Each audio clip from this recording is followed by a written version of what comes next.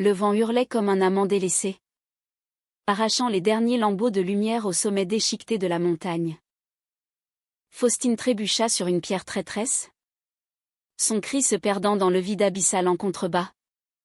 Et ce fut Taï qui la rattrapa d'une main ferme, leur corps se heurtant dans un choc qui fit jaillir des étincelles invisibles de désir refoulé. « Pourquoi m'as-tu suivi jusqu'ici? Si tu sais que je vais te briser le cœur ?» murmura Taï, ses lèvres effleurant l'oreille de Faustine, tandis que le monde autour d'elle semblait s'effondrer en un silence assourdissant. Les Rocheuses n'étaient pas un lieu pour les cœurs fragiles. J'avais toujours su cela.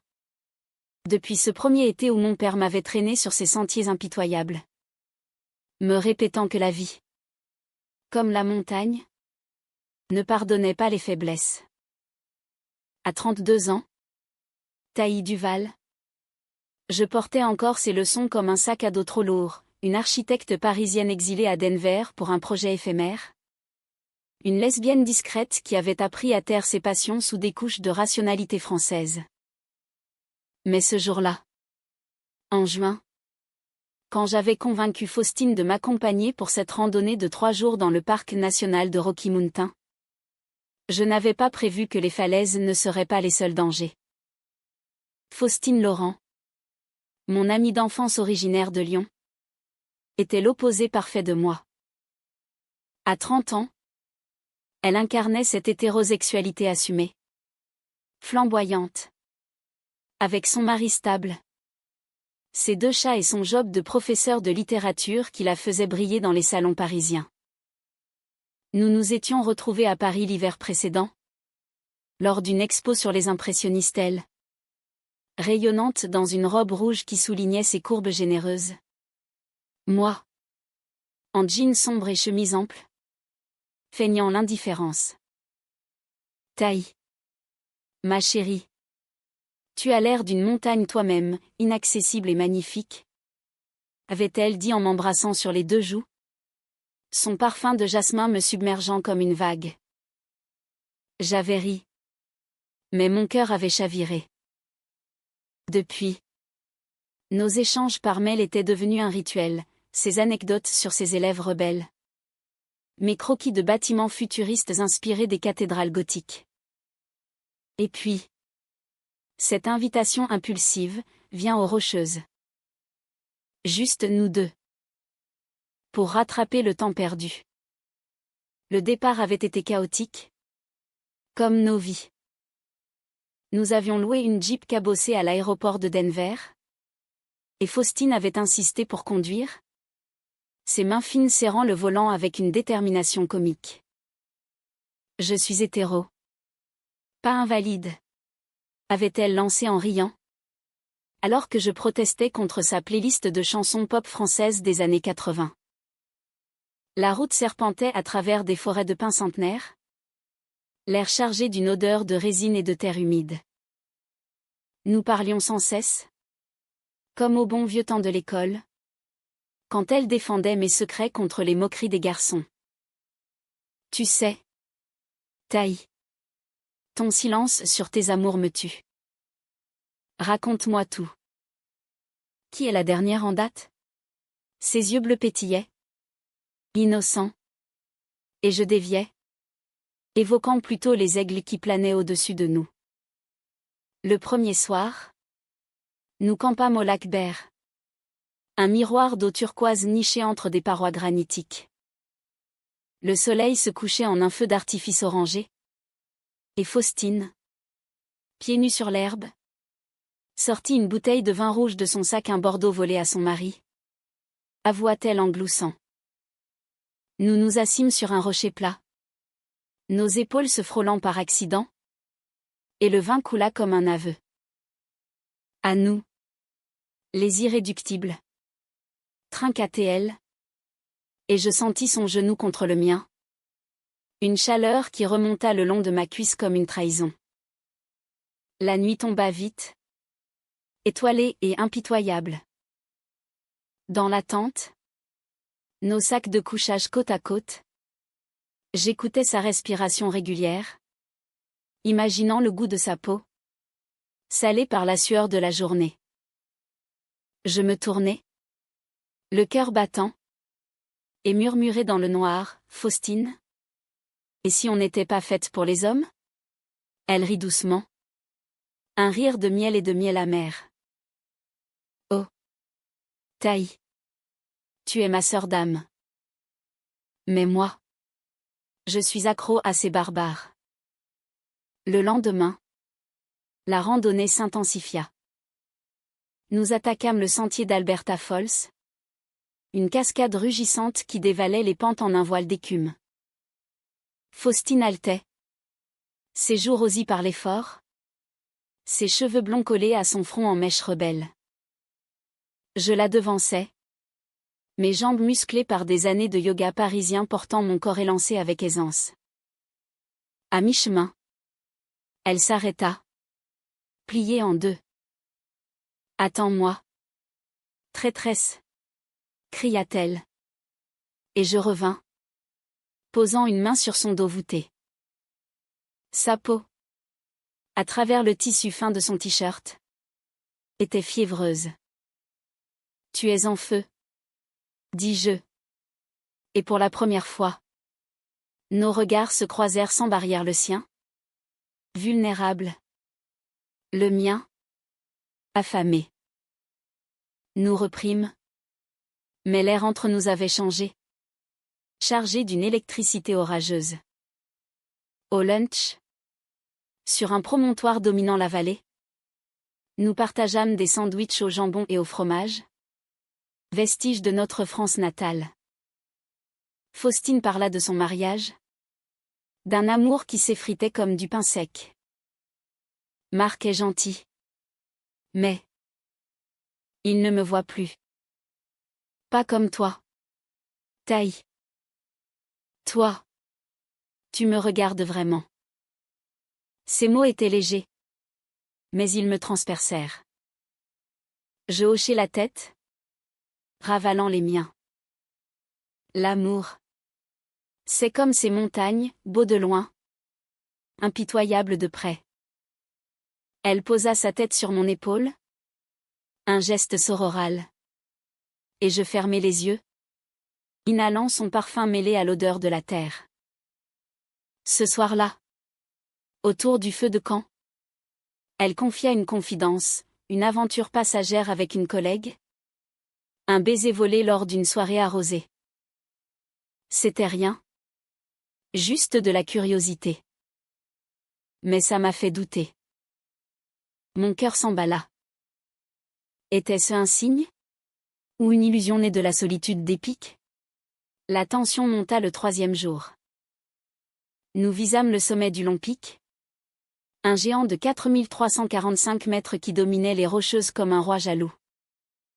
Le sentier se rétrécissait, bordé de à-pics vertigineux, et Faustine, terrifiée par les hauteurs, s'accrochait à mon bras.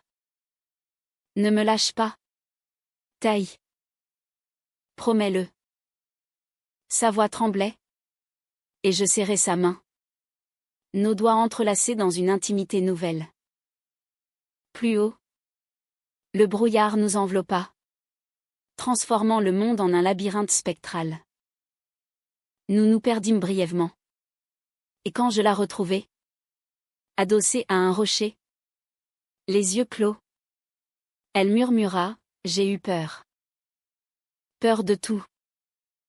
De toi. Peut-être. » Je m'agenouillai, essuyant une larme sur sa joue du pouce. De moi? Pourquoi? Elle hésita. Puis, parce que tu me fais sentir des choses interdites. C'est là que le premier conflit surgit. Comme un orage imprévu. Son téléphone, qu'elle avait juré d'éteindre, vibra dans son sac. Un message de Marc, « Joyeux anniversaire. Mon amour. Reviens vite. » Elle pâlit. Rangea l'appareil d'un geste coupable. Il n'a pas oublié, dit-elle. Mais sa voix sonnait faux. Je sentis la jalousie me ronger. acide et française dans son raffinement cruel. Et toi? Faustine? As-tu oublié qui tu es ici? Avec moi? Elle se leva d'un bond. Furieuse. Ne me fais pas la leçon. Taï. Tu n'es pas ma conscience. Tu es. Elle s'arrêta. Les mots suspendus comme un écho dans la brume. Nous continuâmes en silence. Le fossé entre nous s'élargissant comme une crevasse. Au camp du soir, près du Chasm Lake, un lac glaciaire d'un bleu surnaturel, la nuit nous réconcilia temporairement. Faustine prépara un dîner frugal, des pâtes lyophilisées et du thé. Et nous nous blottîmes sous une couverture, regardant les étoiles filantes. Excuse-moi, chuchota T.L., sa tête sur mes genoux. Je caressais ses cheveux, doux comme de la soie. Et osais, et si on essayait? Juste une fois? De voir ce que ça fait. Elle se redressa. Ses yeux immenses. Taï. Je suis hétéro. Mais son corps, penché vers moi, contredisait ces mots. Nos lèvres se frôlèrent. Un effleurement innocent. Et le monde s'arrêta. Puis elle recula. Le souffle court. Pas maintenant. Pas comme ça.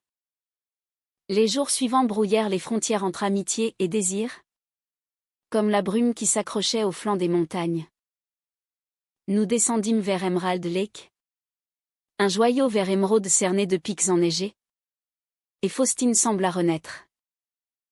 Elle riait à nouveau, courant devant moi sur le sentier boueux, ses bottes éclaboussant les flaques.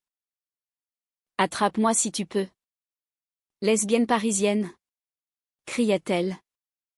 Et je la poursuivais. Le cœur léger pour la première fois depuis Paris. Mais sous cette joie, un courant souterrain grondait, ses regards volés, ses touches prolongées. Et cette nuit où, dans le sommeil, sa main avait glissé sur mon ventre, me réveillant en sursaut, le corps en feu. De retour à Denver pour une pause, un hôtel modeste au pied des Rocheuses, la réalité nous rattrapa. Faustine appela Marc, sa voix feignant l'enthousiasme. Oui. Chérie. C'est magique ici. Taï est une amie en or. Je l'entendis de la salle de bain, où je dessinais frénétiquement un croquis de son profil endormi. Ses lèvres entr'ouvertes comme une invitation. Quand elle raccrocha, elle me trouva là, crayon en main. C'est moi, demanda-t-elle. Surprise. Je hochai la tête. Honteuse. Tu es belle, Faustine. Comme un tableau de Renoir.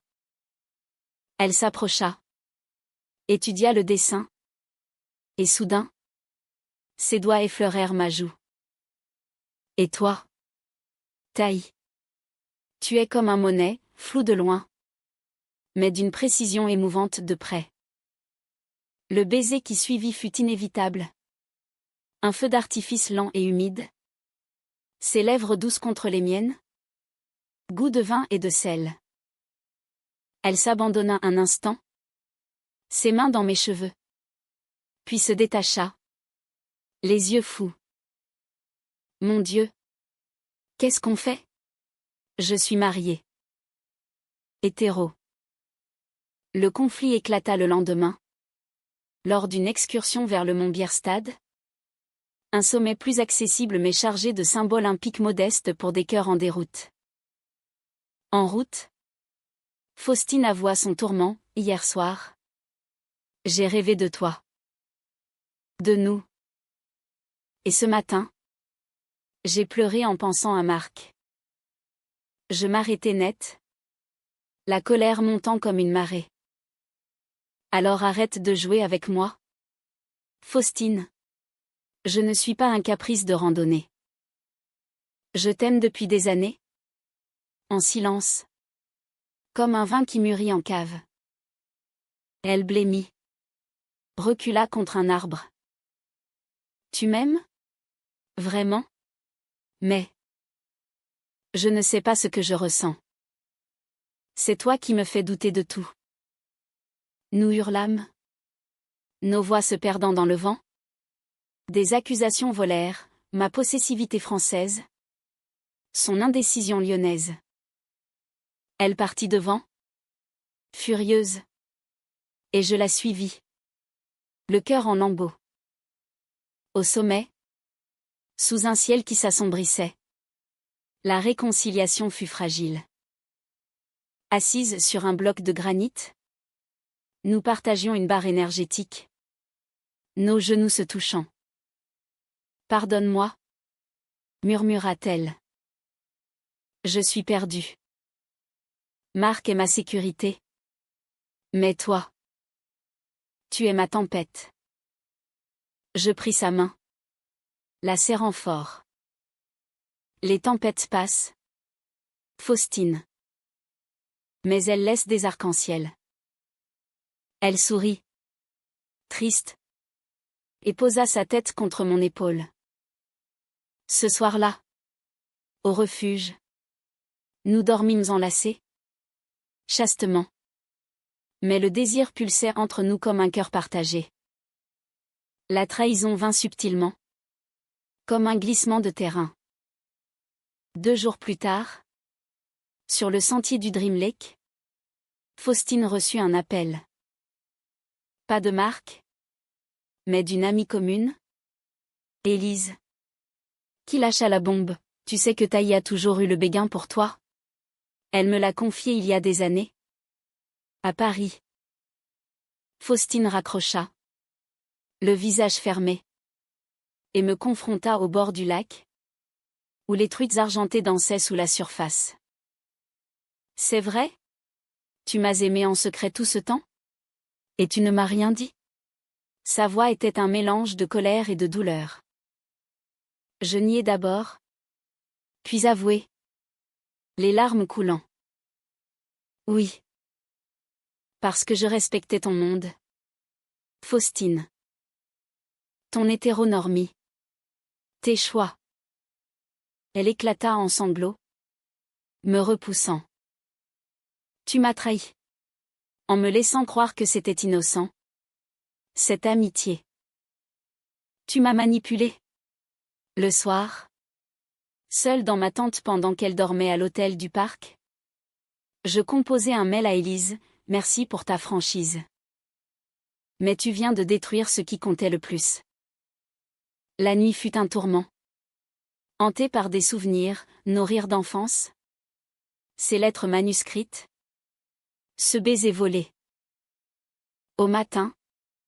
Faustine revint. Les yeux rougis.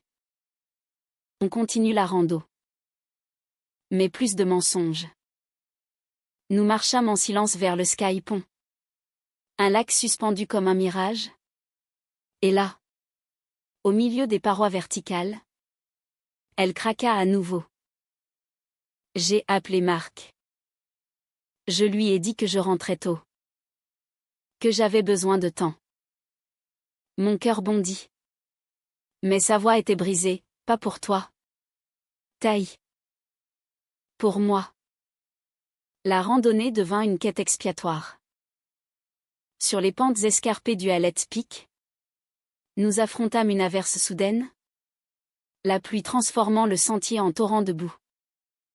Faustine glissa, se rattrapant à une racine. Et je la hissa la force de bras. Nos corps enlisés dans la terre. Ne me lâche pas, hurla-t-elle. Et dans ce cri, il y avait plus que la peur physique, la terreur de l'abîme émotionnel. Trempés, nous atteignîmes un abri rocheux. Et là, grelottante, elle se blottit contre moi. Merci. Tu es ma bouée. Taï. Nos lèvres se rencontrèrent enfin. Un baiser vorace. Désespéré. Ses mains explorant mon dos avec une urgence nouvelle. Mais au milieu de l'embrassade, elle s'arrêta. Attends. Et si c'était juste l'adrénaline? Le désir? Une fois libéré, devint une force tellurique, remodelant nos certitudes comme les glaciers érodaient les rocheuses. Après ce baiser sous la pluie, Faustine changea, ses regards étaient plus longs, ses touches plus délibérées. Nous abandonnâmes le plan initial, prolongeant notre périple vers les confins sauvages du parc, là où les sentiers s'effaçaient pour laisser place à l'instinct. Au cœur de la forêt de conifères près du Fern Lake, nous fîmes l'amour pour la première fois, un acte lent, presque sacré, sous la tente éclairée par une lampe frontale vacillante. Ses courbes contre mon corps élancé, sa peau pâle marquée de taches de rousseur comme des constellations, et ses gémissements étouffés. Un mélange de surprise et d'extase. Taï. C'est différent. Mieux. Murmura-t-elle après, levée dans mes bras. Je l'embrassai sur le front, le cœur gonflé d'un amour qui semblait enfin réciproque. Mais au fond de moi, une voix française, cynique et cartésienne, chuchotait, rien n'est éternel dans les montagnes. Les jours suivants furent un idylle précaire. Nous randonnions main dans la main, escaladant les pics mineurs comme des amoureux conquérants. Faustine découvrait son corps avec une curiosité enfantine, me demandant de lui montrer comment toucher, comment embrasser. J'ai toujours pensé que l'amour était une ligne droite, comme un roman de Balzac. Mais avec toi, c'est une spirale infinie, disait-elle, allongée nue sur une couverture au bord du Milner Pass, le vent caressant nos peaux. Je lui parlais de Paris, de mes nuits solitaires dans le Marais, des femmes éphémères qui n'avaient été que des ombres d'elle. Elle écoutait, fascinée. Et à son tour, confiait ses doutes. Marc était mon armure. Mais toi, tu es ma liberté. Terrifiante. Pourtant, le conflit couvait, nourri par l'éloignement. Un soir, près du Grand Lake, elle alluma son téléphone malgré nos promesses mutuelles de déconnexion. Les messages s'accumulèrent, Marc, suppliant, puis accusateur. Où es-tu? Élise dit que tu es avec Taï. Qu'est-ce qui se passe? Faustine pâlit, me tendant l'appareil. Lis. Les mots me glacèrent, des soupçons, des reproches voilés. Je la serrai contre moi. Dis-lui la vérité. Houron. Elle secoua la tête, les larmes coulant. Je ne peux pas. Pas encore. C'est ma vie entière. La nuit fut orageuse. Littéralement, tonnerre et éclairs illuminant son visage tourmenté. Au matin, elle décida, on rentre demain. Je dois affronter ça. La trahison frappa comme un coup de foudre lors de notre dernière ascension. Vers le sommet du Flattop Mountain. Un plateau venteux offrant une vue panoramique sur les rocheuses infinies. En route, Faustine trébucha sur un message vocal, Élise. Encore elle. Divulguant nos nuits partagées. Captée par un ragot téléphonique. Faustine. Taï t'a menti pendant des années. Et maintenant? Elle te vole à Marc. Réveille-toi. Faustine s'effondra sur un rocher, hurlant sa rage. Tu l'as dit à Élise? Nos secrets? Je niais. Mais elle ne crut pas. Les yeux emplis de poison. Tout était un plan. N'est-ce pas? Me séduire ici. Loin de tout. Pour me piéger. La dispute fut violente. Nos voix couvrant le vent, je l'accusai d'hypocrisie. Elle me traita de manipulatrice. Elle partit seule vers le sommet, me laissant en contrebas, le monde s'écroulant. Je la rattrapai au bord du précipice, là où le plateau s'achevait abruptement en un à pic de 100 mètres. Elle se tenait immobile, dos au vide, les bras croisés, le visage ravagé par les larmes. « Laisse-moi. Taille.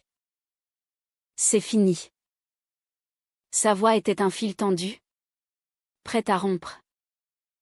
Le vent hurlait, arrachant ses cheveux blonds. Et je vis dans ses yeux le gouffre, non pas la mort, mais l'abandon. Non, dis-je, avançant lentement. Écoute-moi. Élise ment. Tout comme tu mens à toi-même. Tu m'aimes, Faustine. Je le sens dans chaque baiser, chaque caresse. Elle recula d'un pas, le talon au bord. Et si c'était juste une phase? Un rêve de montagne? Demain, à Denver, je rentrerai à Paris, à Marc, à ma vie normale. Ces mots me transpercèrent, mais je tins bon, tendant la main. La vie normale est un mensonge. Viens avec moi. On recommence à zéro.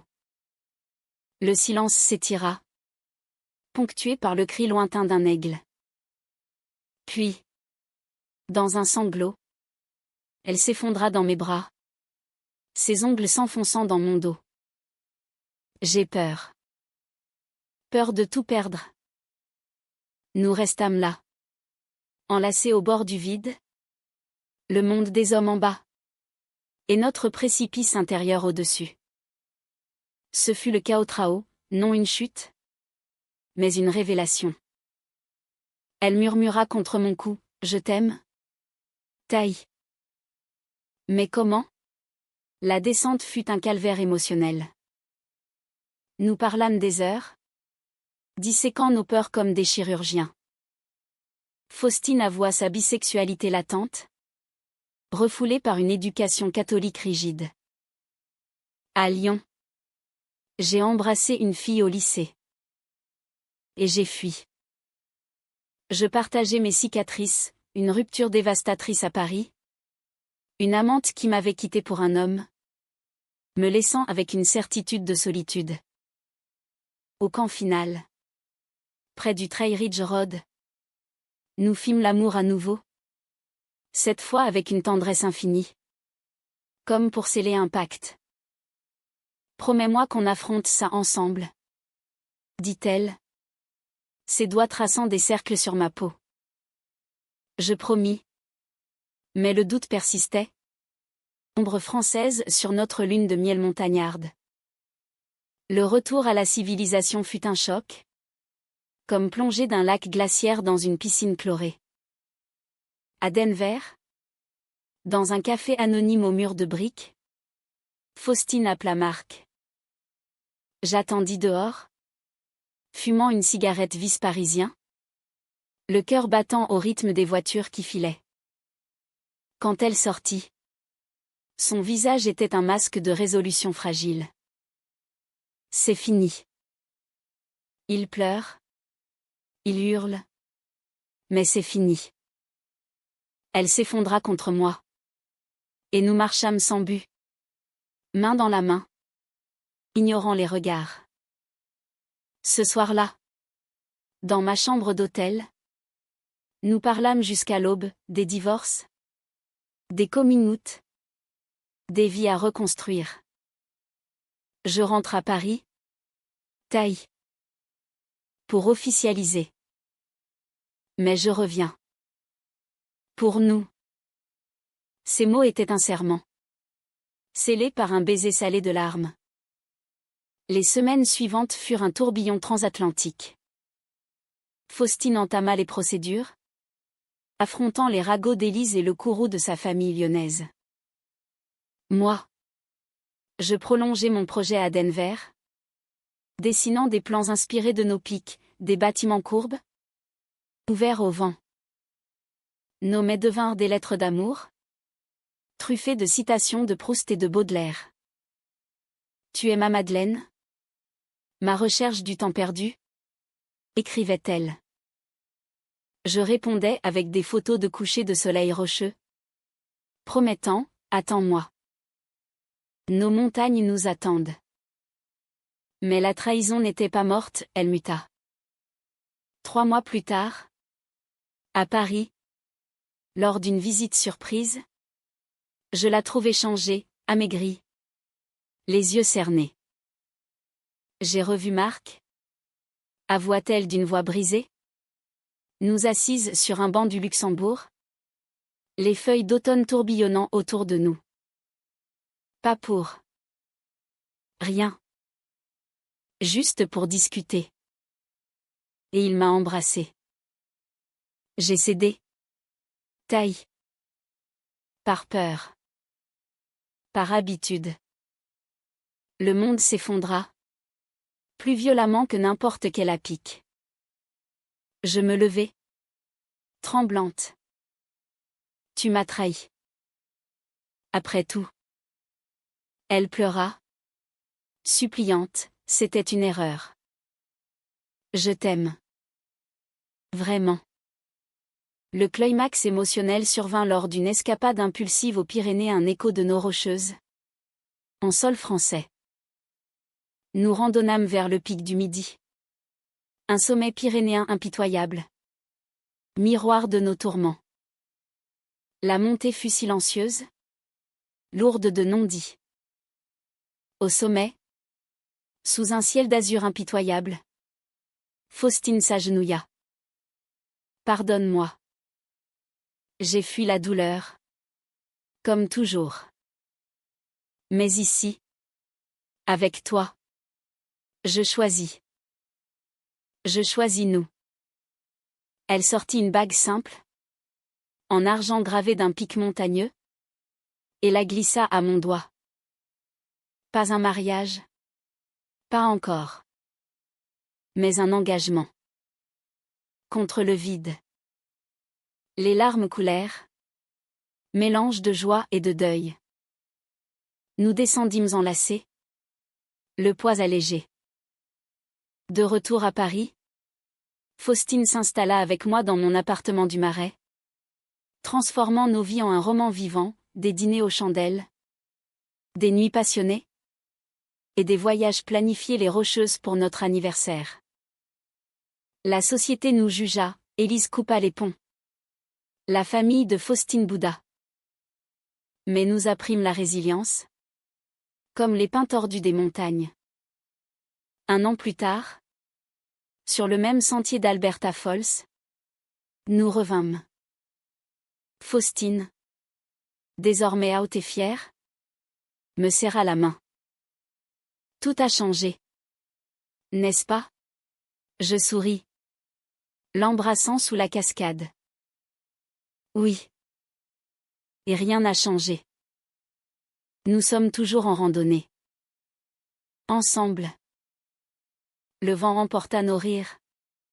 Et dans ce souffle, il y avait la promesse d'un humanisme simple, l'amour, contre vent et marée, n'est pas une conquête, mais une ascension partagée. Une fin heureuse. Peut-être. Mais éternellement précaire à l'image de la vie. Et des montagnes.